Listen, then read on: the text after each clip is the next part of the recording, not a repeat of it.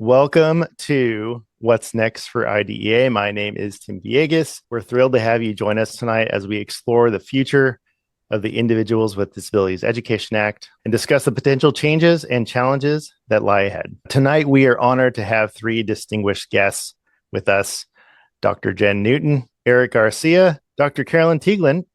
Jen, what are some key challenges for teachers, specifically special educators, as now we have a new administration, we're 3 days in? I think the key challenges right now and will continue to be around clarity. Where is our information going to come from and where are our trusted sources?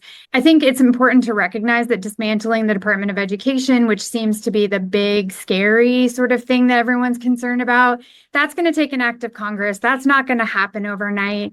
But moving the functions of the Department of Ed to the Department of Justice, for instance, for civil rights, which the inclusion and education of kids with support needs is a civil rights issue. IDEA is inherently and fundamentally a civil rights law. So look at your state educational leaders and really listen to what they're saying.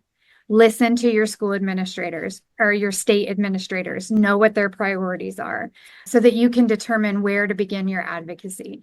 But the advocacy begins at our state level and our local level next. Eric, how likely is it that the Department of Education will be dismantled? What are some of the priorities that are on top of mind for this administration regarding public education? We're dealing with very, very small margins in both the House and the Senate. An act to get rid of the Department of Education, that would mean it would need to get every single Republican on board to vote to dismantle the Department of Education. I don't think that there's necessarily the appetite to go for that. President Trump talked a lot about school choice. This is something that a lot of conservatives support. They discussed openly. In Project 2025, they talked about moving the IDEA oversight and implementation into the U.S. Department of Health and Human Services. I have Project 2025 right up in front of me right now. Trump didn't want to tie himself to Project 2025 when he was running for president, but a lot of the staff and a lot of the people and a lot of the personnel, worked in the first Trump administration and are now coming into the second Trump administration.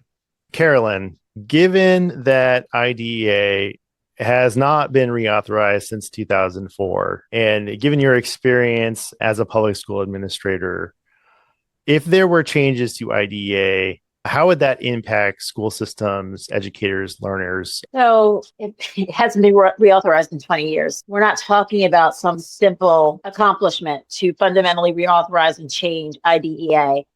While IDEA promotes the idea of inclusion and promotes the idea of children having access to general education, in practice, that's not really what happens across the nation.